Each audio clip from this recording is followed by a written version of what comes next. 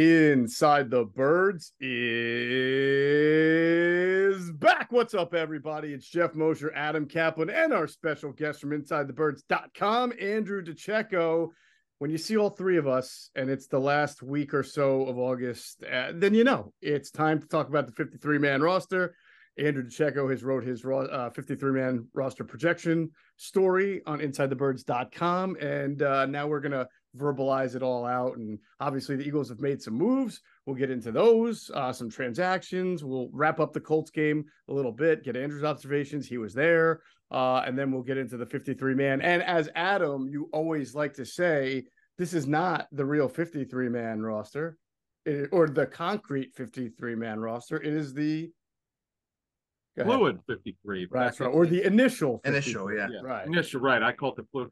It's the snapshot in time, because the next day it's going to change. The rosters are temporarily set at Tuesday, tomorrow at 4 p.m. Eastern. And one thing I would warn you about, like for those of you who follow these transactions around the National Football League, not just with the Eagles, because some teams are practicing, like, let's say 9 a.m. or 12 p.m. on Tuesday. Like the Ravens already said they're announcing their stuff at 12 p.m. because their practice is in the afternoon. They don't want those players to practice that they're going to cut. So that could be, because the worst thing you could do is cut players during practice. No, the league doesn't want that. So oh, that would be abysmal. Be awesome. Right, exactly. Guy drops a pass and you're like, all right, that's it. Come here. You're out. Yeah, that's why we cut you. Not like that, but so yeah, but they have to be. You have to be at 53. Right. The one thing I do miss. See, I know why the league. The reason why the clubs through the competition committee wanted from 90 to 53, because they wanted to keep the players for as long as they could. They felt like they didn't have enough time to evaluate these players. So the GMs made it clear, along with the coaches, let us keep these 90 players for as long as we want, instead of having, 90 to 80 to 75, then to 53. So now we just have one big move. Yeah, the 37 roster moves, though they're not quite like that. The Eagles made a short cut down over the weekend, but some teams haven't done any yet. I know. It's crazy. I tell you what I don't miss, fellas. I don't miss spending Labor Day weekend away from my family at my laptop, trying to reach out to everybody under the sun to see if some third string nose guard is going to make it or not. I mean, I'm glad that the NFL has changed the way it goes about the process as far as moving it to a Tuesday in the middle of the week and not on the weekend like it used to be. Sunday. And then next time we have Bill Polian on, we're overdue to get Bill on. And I'm going to tease him about this. This is so annoying. They were the one team. Like the media gets what's called the NFL's personnel notice. You see what all the transactions are each day. It's like the interleague wire. Well, the Colts historically, and I'm sure Bill had a strategy to this, they were the last team to announce their cuts. It generally would be well after the deadline. And it was so annoying because you can't, like, if you had to file a story on all the moves of the day, you couldn't do the Colts. You couldn't turn your story because you didn't have the Colts. So let's hope that doesn't happen anymore. Yeah, let's hope that doesn't. So it should be a smooth sailing. And again, tomorrow, 4 p.m. is the deadline for the initial 53. And then by the time the next Inside the Birds pod comes out on Thursday morning, I guarantee you the 53 at that day will look a lot different than the day before and the day before, as we've seen Howie Roseman use every, maneuver possible to continue to upgrade the roster even after the 4:00 Tuesday deadline. Speaking of our deadline, we are getting closer to the start of the regular season, which means we are still a couple of days, maybe a week or so away from being able to announce the full Inside the Birds fall schedule, everything from pregame show to postgame show to new shows that we're adding to the Inside the Birds platform, to some new surprises, new programming that we're adding for our Patreon platform. So we welcome our newest members, Chris, Dan, Freddie, and Chuck.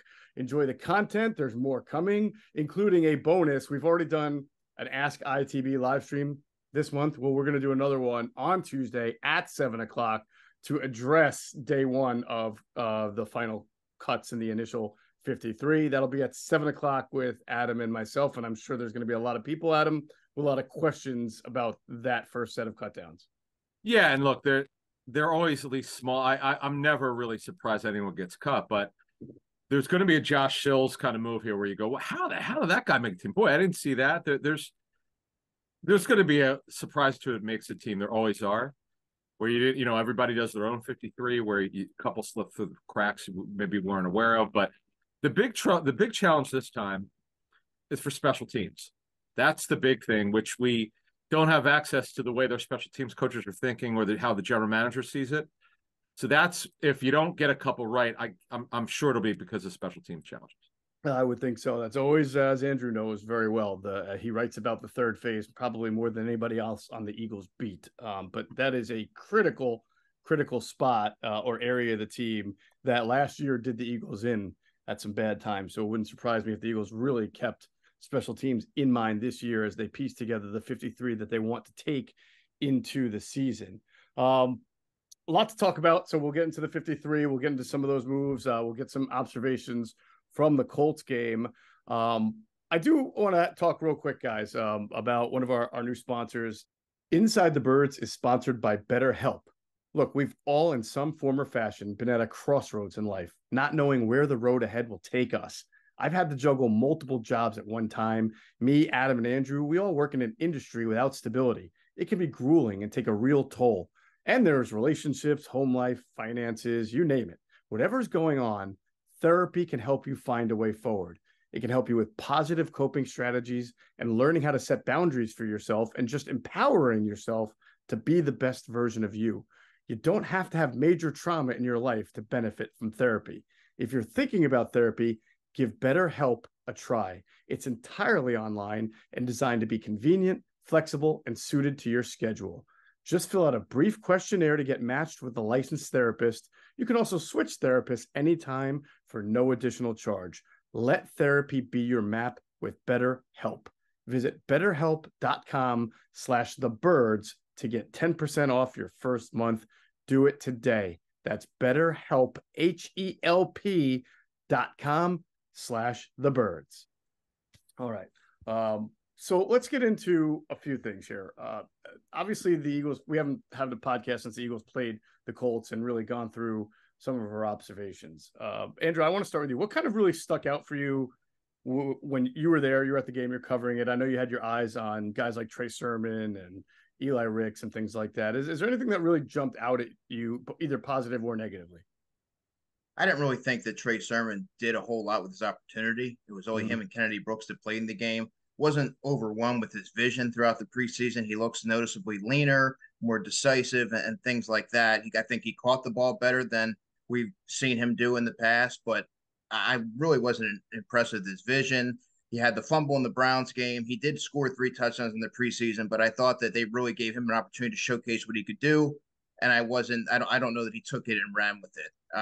Eli Ricks, on the other hand, I thought did perform really well in the game. When you look at what he did against the Colts starters, Michael Pittman Jr., Alec Pierce had a couple passes defended. I thought his play just before the break where he charged on the ball to break it up for Alec Pierce was a heads-up play. And he told me after the game, he goes, I'm a gamer. He knew that he's a gamer because I asked him about carrying that over from practice where he didn't really shine into the games, where when the lights turned on, he really turned it up. So that's something that stuck out to me. Janarius Robinson is another player that I looked at in that game as somebody that I thought I wanted to see something from him, right? And I thought that there was opportunities for him to get some sacks, and he missed at least 2 there. I thought that he really fell short and probably on the outside looking in. Yeah, the book on Janaris, we spoke about him in the last podcast. Adam and I have talked to a lot of people about him. Is that he can flash. He can show you with that length. I remember even the first practice, he jumped up and batted down a pass from I think it was from Hurts in training camp, and it shows you that length. But he's also a little bit stiff as a pass rusher, and I feel like he's on the wrong team to try to make the team as an edge rusher to begin with, because Adam, most likely the last edge rush, if you're taking an extra edge.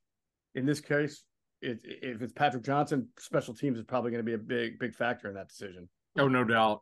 Back when we go through this, I really like defensively. I went through like 4 iterations of my 53-man projection, because special teams now, because of the 2 guys that are lost for the season, you're going to probably have to put on guys on the roster that maybe you might not have. Then obviously there's some challenges at corner. How many are you going to keep? How many safeties you're going to keep? There's some challenges there. Then offensively, how many linemen you're going to keep on there? There are challenges. Then with Janoris Robinson, he's a guy you'd like on the practice squad. That 3 or 4 players, and I'm sure when we go over our list, when we get through this, you love it. You'd rather get them through waivers. You know you can't keep more than 53, and they're just not enough spots. You're just hoping these guys clear waivers. Yeah, we'll see. And Janaris, we'll talk about this. He might be one of those guys because he does have abilities and great traits and length that, you start to look at the familiarity, whether it's Indianapolis, whether it's Arizona. He may be a guy that, gets claimed if the Eagles, waive him. So we'll see. We'll talk about that in a second. Adam, what was your takeaway or your any sourcing from that Indianapolis game? Anything that stuck out? Interesting that they started at safety. I didn't see this coming. Evans and Edmonds. Mm-hmm. They next to each other. I don't think Edmonds played a whole lot, but that was interesting. And then when we'll get to this in the transactions, but Fred Johnson gets his deal redone because people were up in arms. How could they cut this guy? Did you guys say he was going to be the backup left? Yeah, we did. We just didn't know that they were going to redo his deal. Mm-hmm. Because technically you have to cut him first if you're going to redo his deal because they added a year to it. Right. I'm guessing they put some sort of guaranteed money. I'm sure it's not very much, but nevertheless, they did that. So he's back on a 2-year deal. And Joseph Ngata, who's had a nice camp. I don't know that he makes it, but he certainly is a guy that if they do wind up cutting him, pretty good bet he shows up in the practice squad. And am I wrong on this? Did Trey Sermon score in all 3 games? I think he did. Yeah, he scored in ball. Yeah, he did. And to kind of piggyback off what you were saying about Joseph Ngata, did not separate well at all throughout the preseason. Yeah. That was one thing that really stuck out to me. It's one thing to do it in practice, but I thought in the game he really struggled to get separation and even fight on some of those contested catch opportunities. So I would have to say, whatever is on tape, I don't think that he's going to be getting claimed. You never know because he does have some size, but how many 6'3", 215-pound wide receivers are in NFL camps right now that go through the waiver wire? I mean, I think on average, if I'm not mistaken, maybe 40 to 45 guys every year get claimed. So, yeah, that's interesting, which is a fraction of the guys that get released. So, yeah, that, one per team sort of type, a little bit more than one per team. Yeah, I agree with you, Andrew. I thought that he started off as one of those camp darlings, catching everything. And I thought he did a good job with contested catches earlier in camp, but then things sort of, I don't know, the biggest thing I think for rookies, undrafted rookies, is showing how consistent they can be. We saw last year, Reed Blankenship slowly ascend and then continue to impress. And now you're seeing it again year 2, whereas Ngata sort of peaked and then came down a little bit. So we'll see what happens to him. I do think, though, the size, probably something to look for, that where if a team wants to, well, again, as we should remind everybody, if you're going to claim a player off waivers, you have to put that player on your 53. It's not like you can claim him and put him on your own practice squad. So that's always the big decision that teams have to make. And as Andrew pointed out, wide receivers, there's a lot of them. So we'll see what happens with Joseph Ngata. Couple more transactions that we'll get into. Some of the waves or the releases that have happened, not too surprising. Deion Kane gets waived, even though he was like, I don't know, he must have had 30 targets in that. It felt like 30 targets. Oh, that game. He had 9? Yeah. What do you have, 10? Oh, by the way, these are, just so we're clear here, they didn't waive any players. They're all vested veterans. All releases, yes. Kane, who could go to the practice squad. Dan Arnold, we knew he wasn't going to make it. Cameron Tom, who got some time at center. Didn't look good for Dennis Kelly when we were watching him. That happened. Brett Toth, Fred Johnson makes it over him. Josh Andrews was a small surprise. Now, it doesn't mean they can't bring him back later. And Roderick Johnson, we didn't know he was hurt. Well, he is. He's on injured reserve. So they didn't waive anyone. These were all vested veterans whose contracts were terminated. Yep. So they're free to go. They could sign anywhere. In fact, by the way, you should, for housekeeping, these were all made official on Saturday. The team announced them on Sunday, but they were all done on Saturday. They by the time you're hearing this, which is now Monday morning, they can actually have a new team if they want. They could do whatever they want now. They're free to go. They're not subject to waivers. Deion Kane, like you said, had that huge game, a lot of targets, and you would think he's a candidate to go to the practice squad because they obviously know him well. Absolutely. We will see if he comes back. On the Josh Andrews thing, Adam, I think that this is a case where there might be a wink nod, hang around here. We'll see. One thing they can do is re-sign him to the practice squad and elevate him for 3 weeks. And why would you want to do that for Josh Andrews? For the reason we've been talking about for I don't know, 3 weeks now. They don't have a backup center, right? Brett Toth, they tried. He was among those who were released, and so was Cameron Tom. So the only guy right now that I think who is on the roster who has snapping experience, not named Jason Kelsey and Cam Jurgens, is Julian Good-Jones, if I'm not mistaken. Who, by the way, correct. We've been told has had a nice camp. So a name to watch. I just don't know if it was nice enough to make this team as a backup center or as a ninth offensive lineman. I more think that if you have an opportunity to sign Josh Andrews and or a player like him who has center experience, you can do that to the practice squad, and it sort of buys you 3 weeks, right, to figure it out. You can elevate him for 3 weeks. Who'd they do that with last year? Was that Britton Covey? Yeah, Covey, yeah. Yeah, because you can't just, have 3 weeks out of him and then go without a backup center. Then you'll have to make a decision. Do I need him, or did somebody else get hurt and now a spot is opened up, which is usually what happens. But I suspect it's either Josh Andrews or somebody else who may get waived. But they need a backup center. There's no question about it. I like your idea with the elevation. That's what they're for. Mm-hmm. Because you run out of elevation for these players at a certain point, so you don't play the roster tango for a little bit. But yeah, it's interesting that they didn't cut any young players. They didn't waive anyone. And so the way it works is if you only played in the league 3 years, you have to be waived.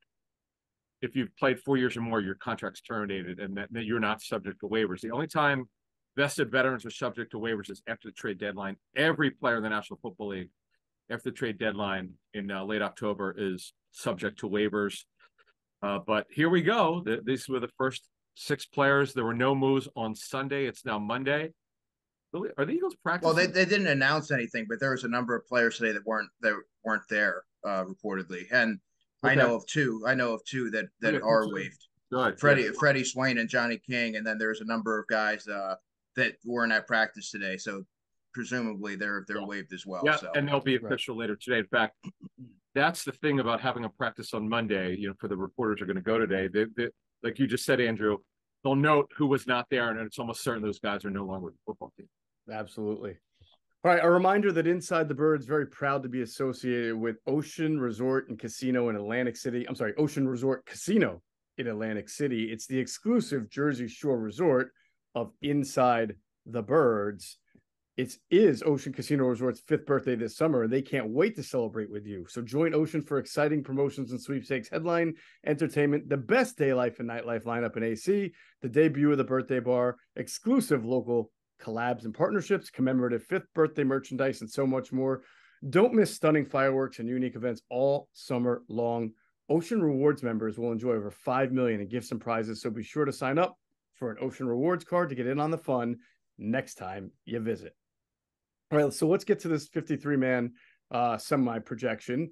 We'll start off on offense, and with the quarterback spot that was pretty much clear, I guess, after the first preseason game, maybe going into the second one.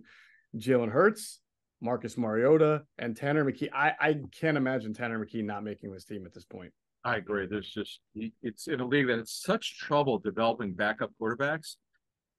And the thing that's so impressive is he gets very few reps in practice. They have that developmental period up to an hour after practice. That's where these guys are getting the reps. What he's done is, what a story. I didn't think he had a prayer to start training camp, but he's outperformed Mariota. We know Mariota's backup. That's fine. The $5 million fully guaranteed will do that. But Tanner McKee really showed some people around the National Football League that this guy belongs there. Develop him, because you can't waive him, because there's no way, because the other 31 teams have access to the game tape. They obviously don't have access to the practice tape, but they have access to the game tape, and they all saw that, and he put on good tape, and I fully expect him to be here. Yeah, I think the only question about quarterback, Andrew, is do they try to bring Ian Book back on the practice squad just to have somebody on the look team that can run around a little bit when you're facing a mobile quarterback? What I would probably do is seek out a veteran, maybe that doesn't make a 53-man roster around the league, and see if you can get him on the practice squad. Maybe somebody with a similar skill set. I think Ian Book is what he is. You saw he wasn't really able to make the most of his snaps. Looked all right the other night, but I think the Eagles can do better from a developmental prospect. Adam, could they just use Mariota as the look team mobile? Because we know that the backup quarterback doesn't get a whole lot of reps at practice anyway. I mean, you could probably alternate him with McKee. it would just be like a few. I don't know how many times this year they're facing a quarterback that can. It's not like they're facing Lamar. They are facing Mahomes, but he's not a real Josh runner Allen. more than he is a guy who I can. mean, just, years ago, yeah. Greg Ward did it. Greg Ward, I Yeah. know, was Cam Newton one year. Right. I think 2017. So if Right. he's on the practice squad, he would be a candidate for that. It's a good point. I mean, you may not really need to bring Ian Book back just for 3 weeks if you have a receiver who's played quarterback, or if you have somebody else who can run around just a little bit there. Let's go to running back. Guys, I mean, I think we've said it all camp long. It was an uphill climb for Trey Sermon, and I don't see how he makes the team. It's your top 4. It's a situational backfield. It's Kenny Gainwell. It's Boston Scott. It's DeAndre Swift, Rashad Penny, and we'll see if Sermon gets claimed by somebody familiar with the Eagles or just any team that needs a running back. Is there a team that pops to you? Yeah, like the Colts. They might need one soon. I mean, they need size at running back. Yeah, so we'll see what happens with their situation. So yeah, I just, like you said, look, if they're keeping 58 players, some of these guys we're talking about today, yeah, boy, they'd love to keep a couple of these corners, safety, Sermon, because these coaches seem to love him. They talk him up. Well, the head coach talks him up like he's his own son or something. But hey, it is what it is. You only have so many roster spots. I wonder if Trey Sermon winds up in like Dallas, which I guess the rookie Deuce Vaughn is the backup right now. But you would it would be shrewd of Dallas to try to get some intel on the Eagles by bringing Trey Sermon in onto the 53, and they could probably use him too. They need size at running back big time to complement Pollard, because boy, Zeke did a good job as a complement as a backup power back, and they don't. Deuce Vaughn is a great story, but he's 5'5". So yeah, they need size there, and we'll see. He's subject to waivers, by the way, Sermon. So we'll see what happens. All right, let's have this conversation about wide receiver, because the question we have is who's going to be the 5th receiver, right? I mean, it's pretty clear that A.J. Brown, Devontae Smith, Quez Watkins, and Olamide Zaccheaus are going to be your top 4. I don't see no argument on that, right? That those are your top 4? Yep. I don't – and nothing will surprise me, but I guess what really wouldn't shock me the most is if Britton Covey did not make the team and they didn't have – well, let me rephrase what I'm about to say. If he didn't make the real team, in other words, he might be on the initial 53, but he hasn't proven anything this camp, and I could see that changing really quickly. I don't know that he's going to be the 5th receiver. Yeah, Covey. By the way, yes, he makes it to be the punt returner backup slot, but Zaccheaus got a ton of work filling in for Covey when he was out, and he's still technically out with his injury. We'll see what he does this week if he's on the roster. But the fact of the matter is, Zaccheaus was the backup punt returner. Oh, and also Devin Allen returned punts. I saw him 2 days that I was there returning punts. But Zaccheaus, he was fine. I watch him quite a bit returning punts. So if they only keep 4, obviously they're going to have receivers in the practice squad. They just call somebody up on game day. But yeah, it wouldn't surprise me at all if they waived Covey, and then he'd be a good practice squad candidate. But he also needs to get healthy. Yeah. I think, Andrew, I think for a couple of weeks you can keep 4 receivers, but have a loaded practice squad with receivers, and just for 3 weeks elevate a guy that you feel comfortable with returning punts, and then also if they have to get thrown in, being able to catch a pass or 2. Yeah, I have them just keeping 4. I think Britton Covey's a guy that you can get through waivers. I certainly think that Devin Allen is somebody that you can get through waivers as well. Maybe if Britton Covey showed something more as a receiver, I think you could make a case for him, but I mean, he's a decent punt returner. He came on a little bit last season, had a 27-yard return in the Super Bowl. But again, I think you can kind of treat it like he did last year, 3 weeks on the practice squad. Then maybe you get the elevation, or maybe they see somebody on waivers that they like better as their 5th receiver that can be a returner and actually contribute maybe in kick coverage or something to that effect. I should note that Devin Allen has never returned punts in college or the NFL. So I don't know that you could just plug somebody in to return punts. It's a totally different animal. Returning kicks is another thing altogether. He looked really good in that area. You guys remember 2006 when Andy Reid went into the season with Craig Lewis as his punt returner, having never returned, and then in the season opener against the Packers, I think he botched 2 punts there. Yeah, didn't J.R. Reid fumble one too? And they had to get Reid on as well as a kid. Yeah, Reid Maher was back real quick. J.R. Reid, wow, boy, what did he do? He tried to climb a fence, and he tore like forget some rare nerve that is very difficult to tear. It's like along the back of your leg. Yeah. By the way, Joseph Ngata, they guaranteed a lot of money with him. over 200 grand. We'll see how that plays into it. I'm with you guys. He kind of faded for me. He catches mostly everything. It's that he's just a big-bodied receiver. He has to learn how to use his leverage and his size. You don't have to be fast to create leverage and create space. There's a technique that he needs to do better with. So then, and this is the guy you love to develop on the practice squad. But yeah, they did it. They did guarantee over 200 grand. So we'll see how much that plays into it. Potentially.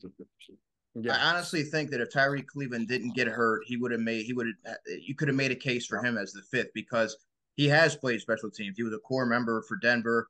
I thought he looked like he belonged. He looked like the guy who played 23 NFL games when he was out there. So I think that he would have warranted consideration. But as it stands right now, I think they're just going to keep 4. Right. So what we're telling people is there could be 2 different scenarios here. One where they just keep 4 and elevate a 5th for the first few weeks, or they keep 5, but don't be surprised if the guy who's number 5 on one day, next day later is not on the team, because there'll be a bunch of receivers with punt return ability that are going to hit the unemployment line after cutdown day. Also on Nada, he's not really a special teams coverage guy. He can do it, but he's not explosive like the other guys. Right. So that does hurt him. But I'll tell you what, the next 2 positions are going to be interesting as we get through this. Yeah, we're going to get the tight end and offensive line in 1 second. First, I want to pause real quick for a word from our great sponsors. All right, tight end. I mean, tight end has basically been decided by the moves that came out the other day, the waivings of Tyree Jackson. No, the release of Tyree Jackson, right? No, he was waived, and Dan Arnold. Oh, yeah, he was waived, right? Tyree was waived. Dan Arnold was weird. It was not on the transactions they turned in. I don't know why. Did they announce it? I thought they did. I'd have to go back and look. But we know basically Tyree Jackson and Dan Arnold are not going to be on the 53 man. Yep. So, and even though at this second, who the rookie, the undrafted rookie, who's the son of Matt Russell, Brady Russell. Yes. Yeah. He might be alive at the moment. Yeah, well, he's closely compares to Jack Stoll, and that really good blocker, good special teams guy. For those wondering what he can bring to the table. Not much, even though he caught a touchdown, you wouldn't call him much of a pass catcher. No, he didn't. He wasn't a high volume pass receiver in college. I think he if he does stick, it would be due to special teams. I mean, it would be shocking if he does, right? I mean, don't you think? Yeah, that would be a Josh Sills-esque surprise. Right. That by the way, they have not officially cut Tyree Jackson, just for the record. Interesting. Okay. Doesn't mean now again. Yeah, it's probably coming, but yeah. Johnny King, who Andrew reported, was waived. They told him he's out. Now, he was not officially waived yet, but that reporters are going to see. Practice, by the way, is at 10 a.m. They're going to notice that they're not seeing these guys with these reports out there, guys who were told that they're not going to be there, at least on the 53. Mm-hmm.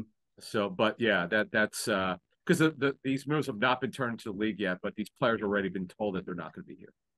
Gotcha. Okay. I thought he was. It's weird. I thought he was among the names when the Eagles. I'll have to check the Eagles' Twitter. Oh, I think the only names that were released were the ones who were actually released and was turned into the league. Correct. Those that were waived, they haven't been announced yet. But it's weird. The players that are waived, when they're not at practice, you can kind of surmise that they're no longer Eagles. They're not best yet. Right. Like the only ones they announced were the veterans being cut. They did not announce the non-vested players. Very strange. I don't know.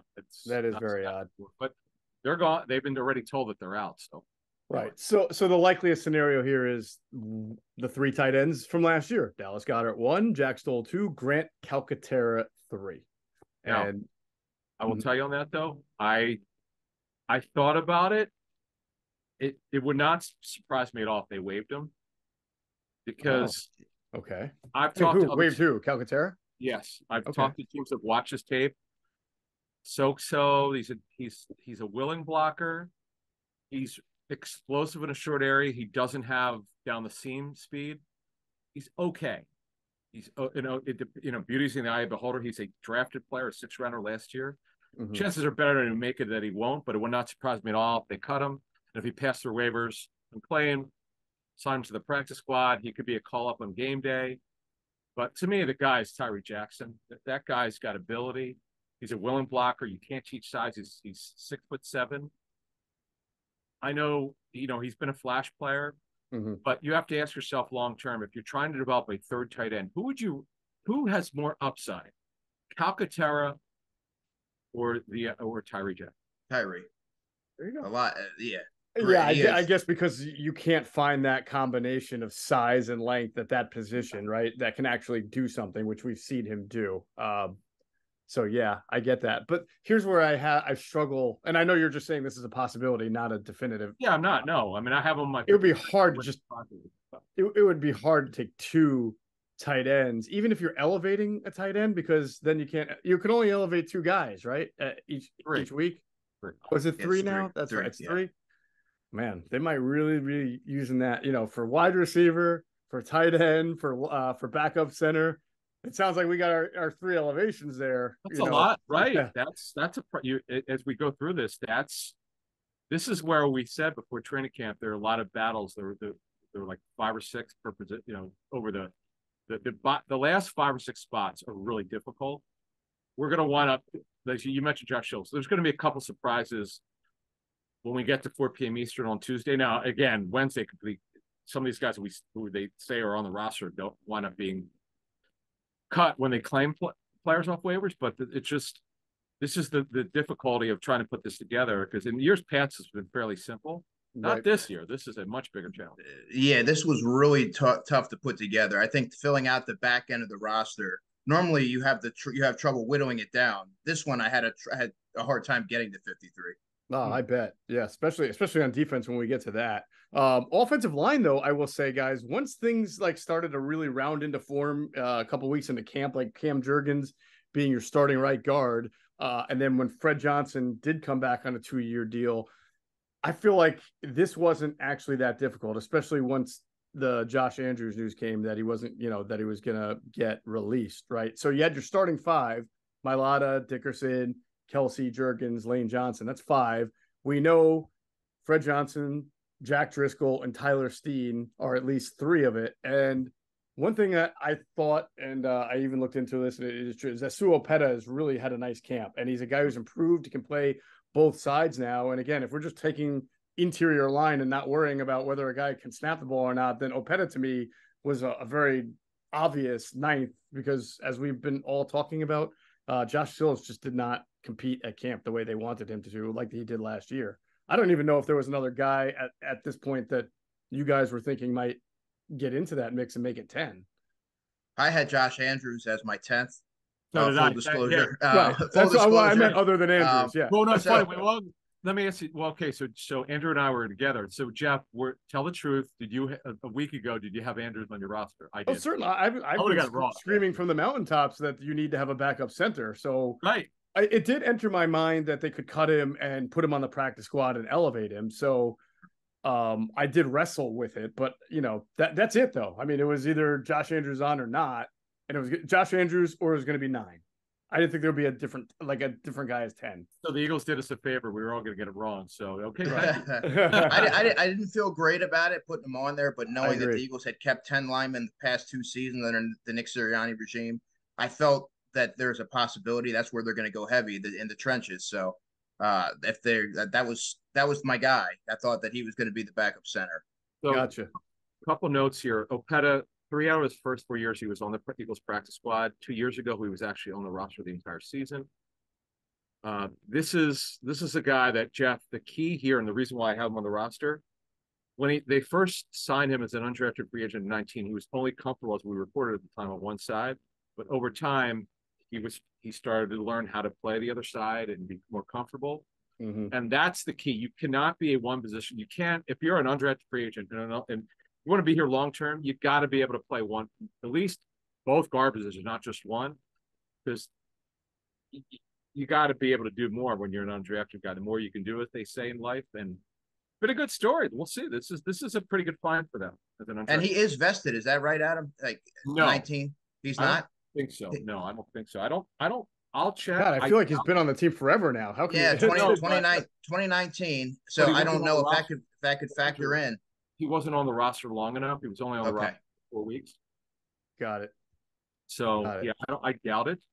So he's subject to waivers. In fact, he was, he almost certainly would be. I'd be now that would surprise me if he doesn't make it, being that if you look at the roster right now, let's throw this back at you, Andrew. Who else could possibly make it over Opeta as a guard? Well, I don't have Josh Sills. No, I think the only guy, and I'll say that would be a mild surprise if he made it, and maybe it's because of his position, would be Julian Good-Jones, because he's got good. He's played well in the preseason games. Now, granted, he's been playing with the third stringer, but that is a position, center, that teams tend to look for, because if you need a backup center, they're not just easy to find, and they don't just fall off trees. Guys who can play that spot, especially if they can play both center and guard, which I believe Julian Good-Jones has done. He does. In fact, when they signed him in 2020, they gave him some guaranteed money. And I know he was gone. He bounced around from the satellite leagues or whatever, and then he brought him back. They signed him in February. Well, you just talked about the fact that he could play center, and they cut Josh Andrews. I don't have Good-Jones on the team, but man, we'll see how they hit. You really don't want to have to. If you don't want to move Juergens back to center, if Kelsey can't play for whatever reason, you don't want to do that. You want to leave him at right guard. So that's another fascinating layer to this. What do they do for backup center? Yeah, and for the record, I didn't have the stones to put him on my final 53. But I kept thinking, but there's always a surprise. So I was wrestling back and forth with it. But the issue is that the good stuff I was hearing on Julian Good-Jones, I've heard also. I was told that Opeta was one of the most improved players, not linemen, like overall players for the Eagles this year. So I mean, if anything, if Good-Jones makes it, then maybe they keep 10 instead of get at the expense of Opeta, but I don't know. That's only if they do go with the 2 tight ends and 4 receivers, and that's it. Because then when we get to defense, you need some of these guys are going to make it. You go, this guy made it. Yeah, special teams matters now because they lost 2 key coverage players, and to keep Good-Jones, someone else that you probably had on defense making it. I don't know if they could make it if Good-Jones shot. That would be not shocked, but that would be surprising. Yeah, I would agree with you on that. All right, let's move over to defense. We will get into our edge rusher / Sam position, the outside linebacker. I don't think too many surprises here. We've got Hassan Reddick, Brandon Graham. Well, I'm going to say this. Defensive, I guess we'll call them edges, right? Hassan Reddick, Brandon Graham, Josh Sweat 3, Derek Barnett 4, Nolan Smith 5. I think you and I, Adam, like maybe a week or 2 ago, were spitballing, and I said, is there a chance if they really need to open up a spot that Derek Barnett doesn't make it? Because, they did redo his deal. I don't know if that made it easier. He took a pay cut, right? Right, but you don't. It's one thing if they made him take a pay cut to like $750,000. They made him. He took a pay cut from $7 million to around $3 million. They're still not. Yeah, no, you're not eating that. I don't think it's not at that position. Fully guaranteed, by the way. Fully guaranteed. Yeah. So they're not going to eat that. So that would be the 5 guys on the edges that I don't even think there's a question about it. Here's my question. I do have a question about it. Yeah. Then we're not counting either Janaris Robinson or Patrick Johnson. Is there a chance that neither of those 2 make the 53? I have Patrick Johnson on my 53. Absolutely. Yeah. The Eagles like him. Yeah, the Eagles like him. Played 75% of the special team snaps last year, and 33 games. He started 2, so he's a minor contributor on defense. But I think there's a trust that he's going to be able to step in if needed and contribute. Could the Eagles possibly think, though, that Nolan Smith, who has played on special teams, could take the same snaps that Patrick Johnson was playing, because he's also going to be used selectively on defense? 2 things. He's got the shoulder injury, and he hasn't practiced since he hurt it. So he downplayed the issue. And then the problem is, as we move on here, okay, so if Andrew has Patrick Johnson as the 6th edge rusher, he's technically an edge rusher, then that means at D tackle, they can't go as heavy as we first thought. Someone's got to go. This is the struggle that on this defense. Specials plays into it. Patrick Johnson was a special teams contributor. Boy, they need him right now. He's the leader of that unit now. Yeah, he's one of them. Yeah, no doubt. So, oh boy, this is it. It becomes a problem. So Andrew, it could also be linebacker, Adam, because I got if a you think surprise. we'll get into that in a second, but that's an area where maybe they have to be a little lighter than what we might think. Oh, the off the ball guys, yeah. Yeah, off the ball That guys. potential. So it's sort of what's complicating then getting into defensive tackle where they have 7 guys who could make the team deservedly is that one of them right now has an injury, and that's Moro Ojomo. So how does that work? He can't start the season on IR. So even if he's no, he hurt, can't. yeah. No, he Not before Oh, 4 but he's got to o'clock, make right? the 53 They have to first. hold him, right? Right. Exactly. A non-vested player, you have to hold. If they put him on IR now, he's out for the season. So they hold him. It's kind of sucks, and they do this because they don't want teams playing games. They don't want any roster tango for the wrong reasons. They make them hold it. They make them hold it at 4 p.m. Eastern on Tuesday. So that's the with Moro Jomo's what he had a concussion, and the good thing is he was at practice, so that means he doesn't have a light sensitivity issue. He was there, that was good. So he shouldn't be too far away. See, this is the problem. So if so can they waive him? Yeah, he has to. You can't cut an injured player, right? Unless there's an agreement. You waive injure him, right? And if he's not claimed, he goes to IR. Then they could have an injury settlement. But he's got to kind of with a concussion. Boy, you don't normally see a guy being cut. He's got a concussion. Right. Should be long. So we'll see what they do here. But again, let's move this forward. If Patrick Johnson makes it, are you going skinnier at defensive tackle? I'm not. I have him going 7. Whoa! I have Contavious Street making it as well. Gives you some optionality in case Ojomo's not ready. You can put him on IR. You can have Contavious Street play some snaps. He has had a good summer, by the way. And I just don't know. I'm not sure they would want to risk exposing him to waivers, given he's 21 years old. He's got the long arms. He has the versatility. His tape was good in the preseason. So I think that may be a position in which they go heavier. Okay. Well, Geoff, Andrew's got Ojomo as the 7th guy, and he's got Patrick Johnson as the 6th edge rusher. Mm-hmm. I agree with him. Wow. Okay. All right. Well, then this is cool. So, okay, let's get to off the ball linebacker then, because we're gonna have some differences here. Oh boy. Okay. So we've got Dean Cunningham or Locks, right? Mm-hmm. Obviously, Cunningham starting. Christian Ellis, do we all agree is on the roster? Yep. That's where it stops for me. Well, I would yes. I don't know necessarily. Wow. I assume he is, but go ahead. Okay. See, I have Nick Morrow for specials at backup linebacker, and this guy was it now. I know it's preseason and they left him on the field forever, but Van Sumeren had 17 combined tackles. But the big thing is the tape for specials. He's an absolute demon. He is one of the fastest. Kyron Johnson's one of the fastest as well, but he has to come back from an injury. I have one of the surprises. They typically are going to have an undrafted free agent make it. I know I'm different from everybody. There was really surprise. He is so fast on special teams. I have Ben Van Sumeren and his $130,000 fully guaranteed here. Yeah, they did give him a nice guarantee. I think $30,000 to sign and $100,000 on base, which would just if they cut him, he would just get it. His practice squad salary would be guaranteed for the season. But because he's so fast, guys, I got him on my roster. I know I'm different than everybody else. You got 5.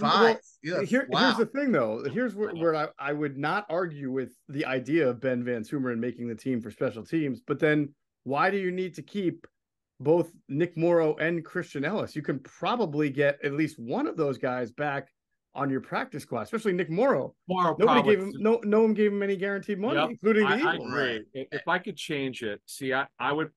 The only thing I would change, I would take Morrow off because I'm keeping Van Sumeren. And I would put probably Ojomo. It's crazy to keep 7 defensive tackles, but remember what Milton Williams could play at the end. They needed a backup nose, Tui Pelotu we have on the team. Contavious Street's one of these guys. See, unless you have access to practice tape, we don't. It's not like we can watch it. This guy may not show up for the media to watch. You may not notice him, but there's a reason why they signed this guy. Let's not forget. He also didn't play the other night, too. So I take that into account. Yeah, sure. I mean, Van Sumeren, Adam, there's no doubt that he flashed, but there's also no doubt that he's an immensely raw player. And that was the book on him coming out of Michigan State. I think that he's a quintessential player that you get through waivers, you put him on the practice squad, you elevate him for a few games to give you a boost on special teams. And I think he can help there. But on a little note on Morrow, and I'm not sure if he did it or not, but I did not notice him on the kick coverage team. Certainly not the first team the other night. So I don't know if he's not adept at doing that, if they were trying, if they know that what he can do already, or what the case is. But they had a lot of other guys that were out there, but not him. Who? I'm sorry. Repeat that. Who was not on the kick cover? Nick Morrow. Oh, Morrow. I thought you said Morrow. Okay. No, so I factor that plus the fact that he doesn't have any guaranteed money, to that kind of persuaded me to keep him off the roster. Right. I'm going to keep Van Sumeren on there because the first 2 games he showed up on teams, and I would not under any circumstance, if the 2 guys got hurt, like Sean Bradley in particular, absolutely would have been over Van Sumeren. There would be no debate. But being that McPherson is out for the season along with Sean Bradley, they need somebody who can run, and this guy can. And that's why you would keep him, because they are really down on specials now with coverage. So here's how I would couch it, because I would go back to our offensive discussion. If you don't keep a 5th receiver because you're going to just elevate Covey for the first few weeks, and you don't keep Nick Morrow because you're keeping Van Sumeren, then you do get to keep Patrick Johnson, right?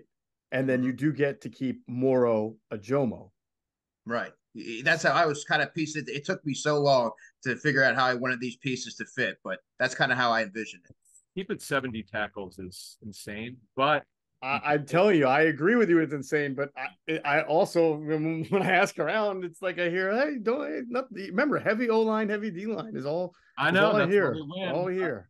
The only one, if I could change it, would take Morrow off and put on Ajomo or somebody. Even I think Patrick Johnson means more to me. Patrick Johnson would be a little bit smarter. Yeah, but and as we noted a couple weeks ago, the ankle injury shouldn't keep him out too long. He's only out a week and a half. He said he felt good. He said he felt good the other night. He said he needed to take some aspirin or whatever and rest, because it's been a while since he played. But he said the ankle felt good getting back out there. All right, DBs, folks. There you go. Oh, by the way, one last note. I mean, one reason why also Patrick Johnson might make a lot of sense is Reddick's coming back from the thumb surgery. Nolan Smith's already nursing the injury that he's got right now. Brandon Graham's 34. So, I mean, it's always helpful to have a good, healthy body there. Sure. And he did have the ankle injury, but he's fine now. 35, right, 35 he turned in April. Wow. 35, crazy. Ageless wonder. All right, we're going to get into the secondary in a second. First, we want to remind everybody to check out our friends at phlsportsnation.com. They're enhancing the fans' experience with their coverage of all Philadelphia sports teams. For the fan, by the fan is their motto, so make sure you check them out at phlsportsnation.com and on Twitter at phlsportsnation. Let's also pause to hear a word from our great friends, including our friends at Sky Motor Cars. Sky Motor Cars in Westchester is a different sort of dealership. All it takes is one look at their Highline pre-owned vehicles that people all over the country want and need. Owner Brett Schiller, make sure you don't spend a dime of your money before you purchase the car. Sky Motor Cars allows you to make all the decisions regarding your next vehicle. At Sky Motor Cars, you never have to spend more than necessary. Visit SkyMotorCars.com today or call 610-918-7225. And if you happen to get into Sky Motor Cars out there in Westchester, PA, make sure you tell them Adam and Jeff sent you. If not, you visit them at SkyMotorCars.com. All right, the back end, the secondary. We're going to go safety. We'll start safety and then move to corner. Safety. I got 4. I think we all have 4, right? Hmm. Does anybody have Kevon Wallace making this team? I do not. I do not. Let me explain, though. If he makes it, it's because of specials. So if he makes it, does someone get bumped off, though, or are you saying they keep 5? That's the problem. It's like if you keep 5 safeties, Wallace would only make it for specials. Most likely. Because there's a numbers problem at corner. It's hard. You're trying to really cover up plus they need a backup slot. That's an issue. You need special teams coverage. You need gunners. You need guys who can get downfield. This is a tough one, but I do not have I kind of play with that decision at safety, but we've got it Blankenship, Edmonds. As we said earlier, Edmonds started along with Evans. We've got Blankenship, Edmonds, Brown, of course, who's a gunner, and Justin Edmonds. Yeah, Wallace can be a gunner. I think he stepped in Sure. the Pittsburgh game when somebody got hurt. Maybe it was Joe, but I don't remember. But So now that they've seen Justin Evans play quite a bit on first and second team for the last 2 weeks, is it possible they feel they can get Blankenship, Brown, and Evans as defensive players, especially if they want to go big nickel, right? Keep Wallace and get release Terrell Edmonds and bring him back to the practice squad. Evans, okay, let's take a look at Evans and Edmonds contracts. Justin Evans, $600,000 fully guaranteed at signing. Edmonds, $600,000 fully guaranteed at signing. Really identical contracts. Evans made a little bit more overall, a couple $100,000 more. Edmonds is very ordinary. He's been kind of what we thought. He's okay, but he's obviously started a ton of games in his career. I see them. I can't imagine they're. I mean, look, if they cut Evans, it would be a small surprise, just because he's come on, as you said, Geoff. He over the last 2 weeks around a lot with the ones, more than most of these other guys, and he can play specials. He could play nickel as well. He did for the Saints last season a little bit. He kind of revived his career here. A really good story for not playing a snap of football for 3 years, despite being on some teams, but he was not healthy enough to play. This is one of the things. Here's what we know: Reed Blankenship starting. Next to him, it's still not set in stone. Number one. Number two. Is there a trade Is there a trade? Could they look at someone now? Remember, they want Sidney Brown to start at some point this season. But could they make a trade here? Could they look to acquire someone? 100%, absolutely. Any one of those, and it could be a big trade to acquire a safety that they want. That they like last year, C.J. Gardner-Johnson. Maybe there's a trade to acquire a starting safety, or there could be one of those.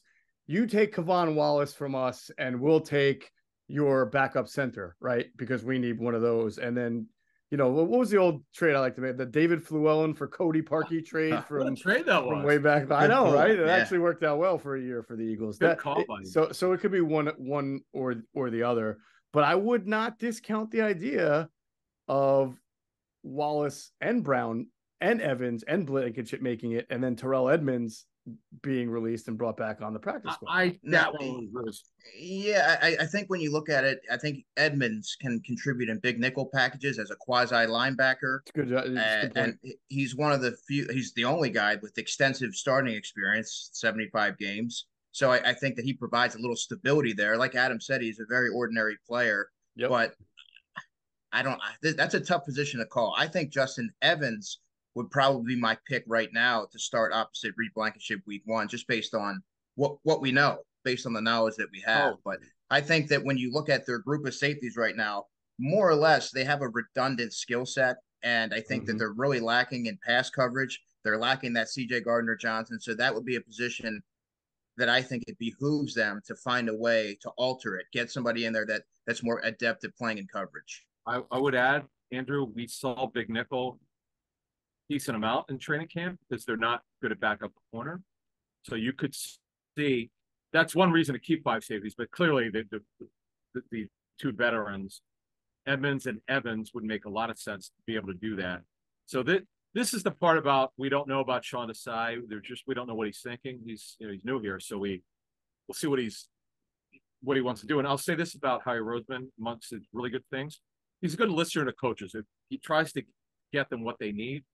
So if Desai wants to play big nickel and he wants these guys here, they're going to be there. All right, good stuff. Let's move to corner. We're not going to argue about the number of corners being kept, I don't think. I think that they're going almost have to, by the nature of what they've got, keep 6. I think we're probably going to haggle a little bit over who that 6th is. So let's get the top 5 out of the way. Slay, Bradbury, Avonte Maddox are your starting 3. Josh Jobe has earned his number 1 backup corner, outside backup corner, so he's 4. They're not going to cut a 4th-round pick, so even though I think all of us, I don't think there's going to be any argument that Keely Ringo is probably going to be inactive week 1 and not ready to play in an NFL game. So that would be those are your 5 right there, but they don't have a backup slot. This is sort of like the center thing, but on defense, right? They don't have a true backup slot. So maybe they could keep 5 and they've been working Bradbury there, but I don't think they paid him all that money to make him into a more of a slot guy.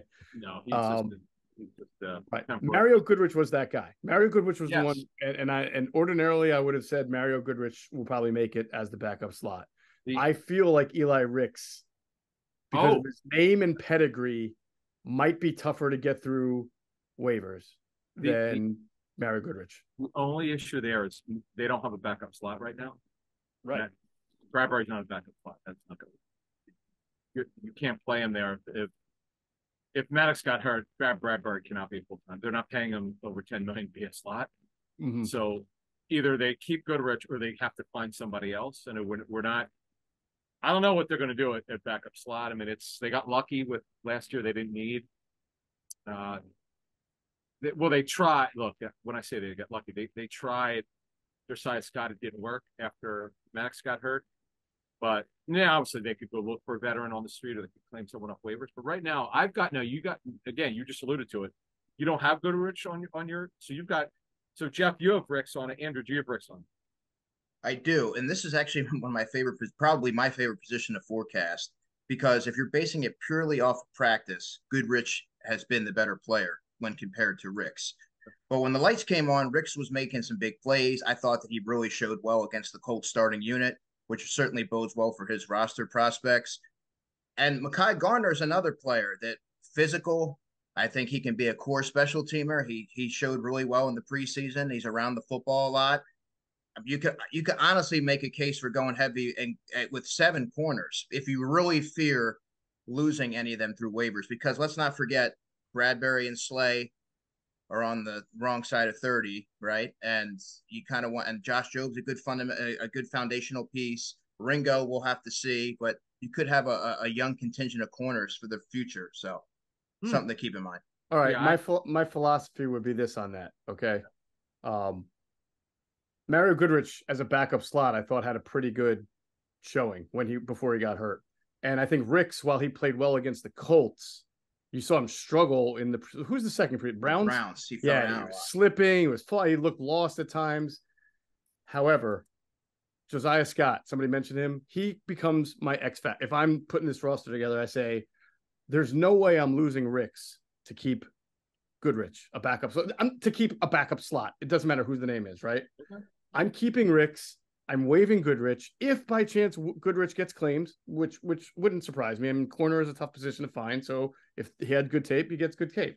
Then I've got Josiah Scott to come to my practice squad and be my backup nickel if I need a backup nickel who I can elevate. I mean, Avonte Maddox is your starting nickel. And if he gets hurt in the middle of a game, you can toy around with Bradbury there, Job on the outside, just to get you through the game. And then if you need a nickel for long term, that's where your Josiah Scott, or if Goodrich, you're able to bring him back on the practice squad, that's where he comes in. I'm not losing Ricks just to keep Mario Goodrich, because right. I might be afraid he might get claimed. And something to keep in mind is last year, pretty innocuous player named Josh Blackwell was claimed off waivers by the Chicago Bears. Great point. And yeah, and then I think good defensive backs or young ones that are promising or at a premium. So it is something to sort of keep in mind when you're filing away your rosters, I think.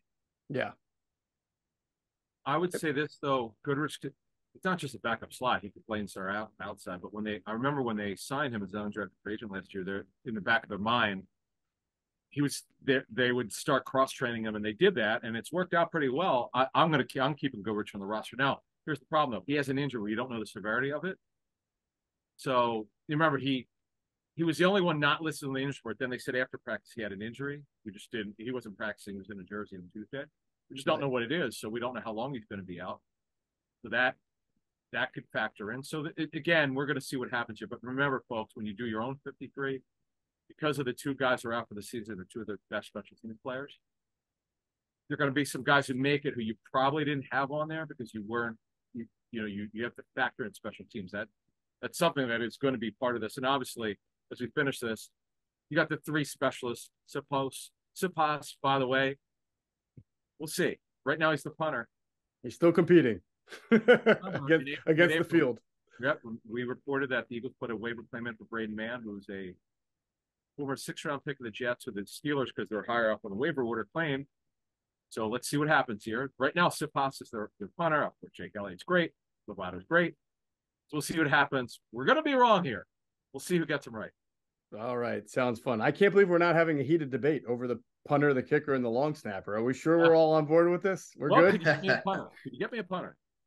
We will see if they've got a new punter incoming. All right. That was good stuff. Got to thank Andrew DiCecco, as always, for joining us and bringing us his great insight.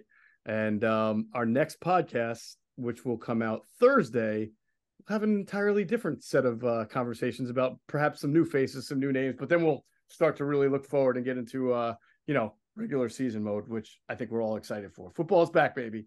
And so is Inside the Birds. All right. That's going to do it for this edition of Inside the Birds, the leading podcast in Eagles Intel. As always, we thank you for flying with us inside the Birds.